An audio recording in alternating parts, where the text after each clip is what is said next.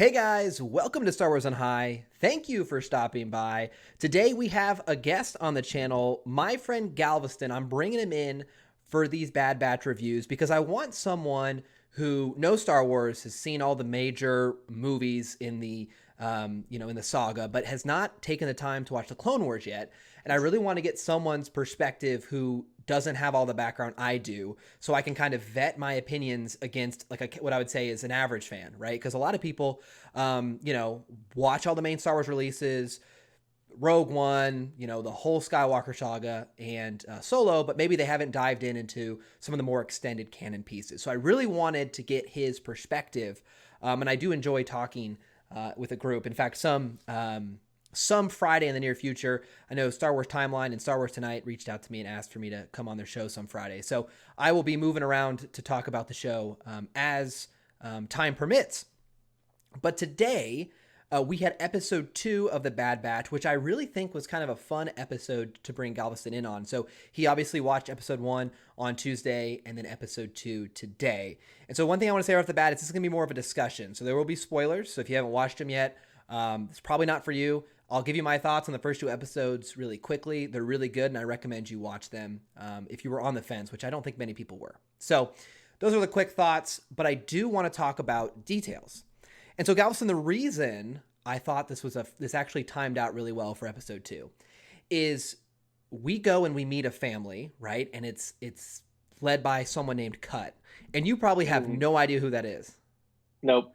So I did not. No, what's I was really wondering who it was. Yeah, so what's really funny is you might even notice the episode. There's kind of like it's almost like you're supposed to know the person, right? So like the Bad Batch is interacting with them, and you, the audience, would, because in season 2 of the Clone Wars, in the episode called The Deserter, we actually meet this clone, Cut is his nickname, for the first time. And so I'm just rewatching the Clone Wars, and I watched this episode probably 3 weeks ago, and I was like, oh my gosh, I just saw this family. So this is what I think is interesting from someone who didn't know that family. So for me, it's like, oh, I wondered what happened to these guys, because it's been 5 seasons since we've talked to them. So there was a little bit more for me this episode maybe than for you. So right. I mean, what did you think? What was this episode? And you can also tie it into episode 1, which came out this week as well, if you want to. Yeah, I thought this episode was honestly really good. And, one of my favorite things about just the Star Wars universe is just being able to go to different planets. I don't know if this Sure. planet specifically showed up on Clone Wars, but yeah, it did. it did it. See, Mm-hmm. That's great. I love all the tie-ins like that. But it was great getting to go to a different planet and, meet this family and stuff. Well, one thing that really sticks out from season 2 of the Clone Wars, where this family and this planet, we saw in action, to now, is the quality of animation is insane. So Yep. there were, and I think we talked about this in episode 1, you and I offline, but there were the animation for the show. I don't know if you feel the same way, but there's a lot of times it almost looks painted in some frames. Do you know what I mean? Like where it almost has like a soft brush like texture, especially I thought during the daytime scenes, there's just this real, I don't know, painting like quality to them that I really liked. And seeing the difference from the first time we saw this family, I don't know how many years ago season 2 was at this point, to now, I thought it just makes you appreciate how far Disney's come. And this cannot be cheap. My favorite little moment animation wise, there was a scene where Hunter and them were all sitting at a table at their house, and the sun is just pouring in from Yeah. behind and illuminating the table. It's just the sunlight, and you can see the particles in the air, you would see Yes. With the dirt. crazy. When Yes. Omega was on the dirt, and the way they tried She to learned about dirt. That was funny. So Omega, it's gonna be an interesting character. I think what they do with her will really probably obviously greatly impact the show, because she seems like she's gonna be a driving plot force. It was kind of fun that as a clone raised on Camino, oh yeah, she's never seen land because it's an ocean storm planet, and something that the Clone Wars show does, and I'll bring that up a lot to kind of compare our experiences. in the Clone Wars, you spent actually quite a few episodes, in on Kamino, right? Because there's obviously such an emphasis on the clones. Right. And, I never, I guess, really considered that if you had been born and never were deployed in war, you've never left this ocean stormy, She probably weird. didn't even go outside where the storms are all Yeah, no happening. So joke. I don't know if you saw that. Yeah, no Came out the joke. window. Well, and so here's what's interesting with Omega, or as she says, Omega. I don't know if that's an Australian versus an American thing. I don't know because everyone else says Yeah, Omega, but she sounds like she says Omega to me. So I don't know if it's like her aluminum. accent. Yeah, because like we say aluminum and it's like aluminium if you're British. Mhm. But anyway, one thing about her I do wonder is, as you know, and if you've forgotten a refresher, that the clones were genetically modified to grow up a lot faster, right, and to mature and age quicker. That way you can pump them out for war. So I do wonder if Omega was also modified in that way. So I don't even know how old she really is. Is my point. And maybe I missed them saying in Yeah. the show. I don't know. You can correct me, but I don't think they've told us yet, right? Mhm. And I to She your was point, just supposed to be a medical assistant. yeah, Like to that's your all we knew. well, to your point, like maybe she probably I don't know how much life experience she has in general, let alone other worlds. Obviously zero. So a nice little kind of character building. In a short 30-minute episode, I think it went a long way. One thing I really liked is in the first episode, I think it was pretty obvious to all of us Omega was a clone. And the episode like didn't they addressed that pretty quick. They're like, yeah, she's a clone. So okay, I kind of like that they treat the audience like we're intelligent. And in this episode, what I liked is they introduced the plot point of like, oh, should the Bad Batch really be taking care of this child? Really, shouldn't they find? And they kind of addressed it where it's like, no, she wants to hang with him. Like they've kind of addressed like two kind of storylines and wrapped them up really quick. Like we know she's a clone and she's riding with the guys. You know what I mean? She's not going to leave. And I thought that was kind of like, I kind of like that. Like we've kind of moved away some of the cliche storylines we could visit. And we've kind It of, was like Mandalorian. It was the Mandalorian all over yeah, again. It was like, Grogu is like, should Grogu should go somewhere else, and like it's like yeah, kind of going back down that route almost. right. I was happy. Exactly. I was happy we don't have to retread like episodes of like, what are they going to do with Omega? It's like, no, she had her chance and, they had their chance to dump her and she wanted to stay and they kind of agreed like, this is what we should be doing. So I'm like, I kind of like that they just like wrapped that up. Um, like let's open it up to bigger and better stories at this point. So that was I really like that. Now I do wonder on Omega, and we're just free form talking here, so there's no rhyme or reason to the topics we're covering. But I did think Right. it's what's with the headstone. You know what I mean? Like, what is that? It's unique. One, she took it off this episode. Is that Yeah. is that I to thought kind it of was just gone. yeah? Is Yeah. that to kind of symbolize? So I don't my Kaminoan people history is a little sparse. So maybe that's like part of the Kaminoan cultures wearing jewelry on headdress types when they're young, and that's her symboling like I'm not a Kaminoan, I'm a clone. But the clones consider Kamino their home world. So I don't really Right. know, or is there something significant about that symbol that we'll learn more about? That was one thing. The episode seemed to make a point to show us her taking off the head beads and never putting them back on. So that was, when we're talking about Omega, that was one thing I noticed they specifically spent time doing, right? So Yeah. I think one of my favorite things from this episode was getting to see Hunter's kind of reaction. Like he's yeah, like doesn't want to be a father figure, but he also like understands that he might kind of need to be one, and he forgets like she sure. isn't a soldier. She's just a little kid. Like at least to them, to their Well, standards, she's just a kid. yeah, we're definitely getting the dad batch in this The show. dad bet. You know, another thing, and so I'm glad this keeps tie in. So in the Clone Wars, you'll see several episodes around like the youth cadets in the clone training space, and they grow up in a military training facility. And you saw this in Attack of the Clones a little bit when Obi-Wan is touring the facility. He looks down and they're all like studying on computers and studying training. So Right. these clones never really had a childhood, and you see that with the ball scene where she doesn't know how to play with a ball. They're kind of Yeah. they're driving home like, why would she know how to use something like this, given her past, which I thought was interesting. And to your point about Hunter, and he's always grown up in a really militaristic highly structured environment. Now, as we know, these clones are modified and don't follow orders, quite as well, but it was drilled into them still, discipline and following. So yeah, it is, they're kind of playing with that a little bit with the, very structured, strict background to, what it's like actually to be a caring individual, and Cut is like trying to teach them, like Cut and Sue are trying to be like, hey, you got to be She's just a nice. kid. Yeah, exactly. Yeah, it's like, They're gonna do kid things, yeah, It's like, that and they was say she's not a soldier, but her aim in the first episode, not bad. She's heyo. definitely showing a little something that I'm really interested to see what her plot will be. Yeah. Like what is she like? Well, What is she there for? yeah, you're dead on it. And you said earlier, it is kind of like Grogu to Mandalorian, where there's some mystery and intrigue behind this character that is going to be a driving force. And I've seen theories online, people already having fun. And this is fun. Fun thing about Star Wars, right, is to theorize. You and I both think it's Mephisto. No, but Yeah, definitely.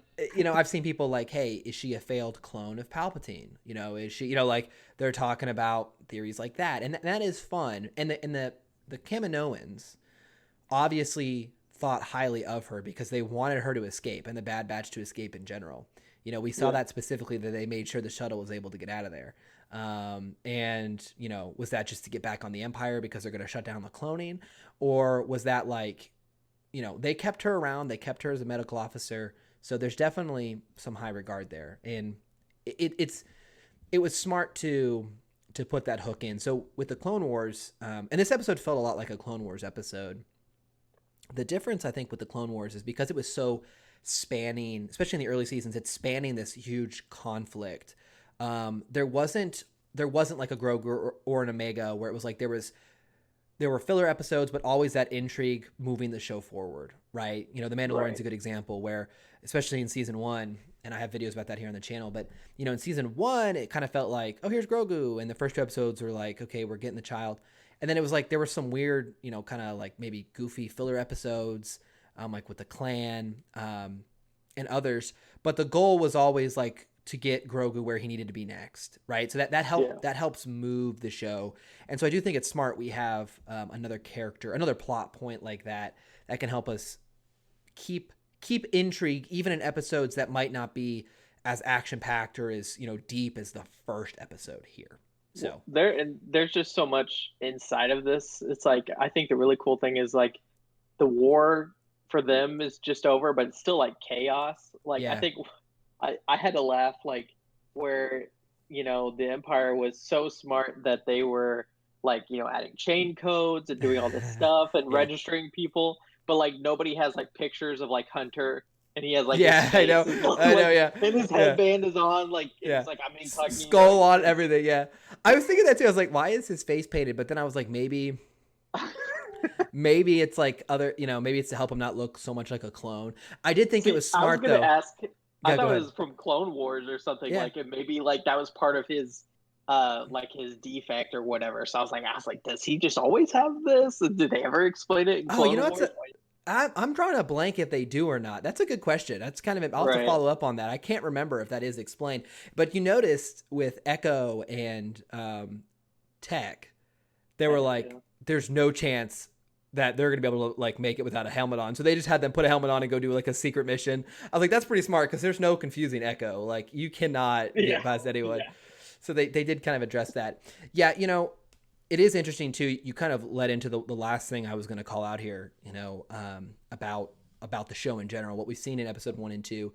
I really like that it's filling in like what the rise of the Empire looked like, from how they started instituting their policies and their laws, and what that did to the communities on those planets. Because we've seen, I talked about this in my episode 1 review. We've seen, in like Rogue One, what that looked like, and we've seen in Rebels and other animated shows. But this is like right after the events of Revenge of the Sith. I mean, in episode 1, Right. like we literally are seeing Order 66. So this is like in the days and the weeks following, and I think that's a really cool perspective we haven't gotten yet. So I'm pretty excited about that. Yeah. I love all the little nods to Revenge of the Sith too. Yeah, Like you can tell they're throwing a lot from just even just the movie itself, like the the little monster cat looking thing that's From like Attack of the Clones. Yeah, punched up in. Yeah, and I was like, yeah, oh yeah, from Attack of the Clones. It's just yeah, like I just love all these little touches. I'm like, oh yeah, boom. It's just easy little things, but it's just nice. It's nice little yeah. touches, you know. Yeah, and as I've talked about in my video one, and I don't know if you agree, if you're aligned with me here, but my favorite era of Star Wars is the prequel era because that's, and it probably is for you too because that's what we grew up Yeah. with. Yep. And I think I don't even think I think it's aged fine for me too. It's not like, oh well, if I rewatch them I hate them. I'm like, no, I still really like them, like especially Revenge of the Sith. And so Yeah. what with we're really lucky because with the Clone Wars and with Bad Batch, I mean, we can go like deep on the prequel era. Like we have a lot of expansive information and resources to really like jump into. So if you would do eventually start the Clone Wars, Right. especially in the later seasons. Now there's some really cool little stuff they do in the first couple seasons, but even the later seasons, like it just paints that picture. It fills in that gaps, and I think it makes all the emotional moments so much bigger. Like when you've spent 7 seasons with Obi-Wan, Ahsoka, and Anakin like fighting side by side in the Clone Wars, it makes his turn to the dark side so much more sad. And Yeah. it also sets the groundwork for why he was so frustrated in Revenge of the Sith. Right? Because for us it's like, well, yeah, of course you're not a master. Like you just were like a movie ago. You just like were, getting your feet under you. But we didn't see all of the battles he fought and all the strategies he led, how gifted he was. So without that context, I think the Clone Wars and Bad Batch just continue to make that era so much better. And so I think we're really lucky in that regard. So It'd be good to revisit the movies after yeah, watching Clone Wars, after watching Bad Batch. It would yeah. definitely help just re-solidify those moments. Well, I'll say like one last thing before we wrap up. There's like a 4 hour fan made cut. It might be a little longer where they took season 7 of the Clone Wars and Revenge of the Sith and intertwined them. So like they go in order. And I've heard it's amazing. And I really want to watch it. I think I'm going to watch it once Kendra and I get to the last episode of the last season of Clone Wars. I think I'm going to do that. I just really want to see what it's like if I can That'd be find it. really cool. Yeah, I've heard That it's would be great. great. So Do a little watch along. We'll watch exactly. it together at the same Exactly. time. Hey, I'm 100%. If I can find it, I'll drop it. We'll have to watch it together once this is wrapped up. So, Yeah. all right. Well, we are about 17 minutes in, and I think we really hit the high points. Episode 1, I thought was a fantastic intro, 70 minutes, and really, I thought impactful. I thought it set a really powerful tone. I really like their theme, by the way. I'll just call that out as well. I really like that. It almost reminds me a little piratey. A little Pirates of the Caribbean-y. Do you know what I mean? Like, I hear a little bit of, like, kind of the rogueness to it. Do you know what I mean? It really fits that kind of... It's not just... At the end of the Clone Wars, every episode, it plays the Star Wars theme. Ba-da-da-da-da. But that... We have, like, a little different theme here, and I really like that because it's, like... It's different. It's Star Wars, but it's different. And I really like that they have their own theme. That's the last thing I'll kind of say that stuck out to me as well. Yeah. I'm excited to keep going. I'm curious if every episode's going to stay 30 minutes. I have a feeling like the last 2 episodes will be longer. But honestly, I'm not sure I'm against the 30-minute weekly thing, especially for an animated show. It almost kind of works, and it takes you back a little bit to when you're younger. Like episodes of Dragon Ball Z come out on a weekend or Naruto or something. That 30-minute little burst is a little bit of a soft spot. So They still did great content for 30 minutes too, Well, it wasn't complete filler. So yeah, exactly. And truthfully speaking, I don't know if you could have made this episode. If you want more seasons, you better like shorter episodes because they will just have to cram all their ideas in to have an hour episode a week. Like that would be, some really deep content, which I don't think that this will have anytime soon. So, right. okay. Well, thank you guys for stopping by. I appreciate Galveston pulling up. We'll see him whenever he's got the time to make these videos. It's always fun to have him on. I love to get someone else's perspective. I think it's great so far. I think this is a really nice, sweet spot for Disney Plus. This is a kind of perfect content for this medium. So I think credit to Disney here. I think this is something that we'll see more animated material in the near future. So keep on with that. Yep. I'll make sure to talk to Kathleen Kennedy and the heads of Disney and let them know they're doing a great job. So You got to give them some praise. yeah, Sprinkle it in. yeah. I mean, there'll be some critique in there as well, but so far, job well done. So, Right. All right, guys. Thank you very much for stopping by. Galveston, thanks for being on the show. We'll be back next week with some more Star Wars content. Until then, guys, have a nice weekend. We'll see you then. Later.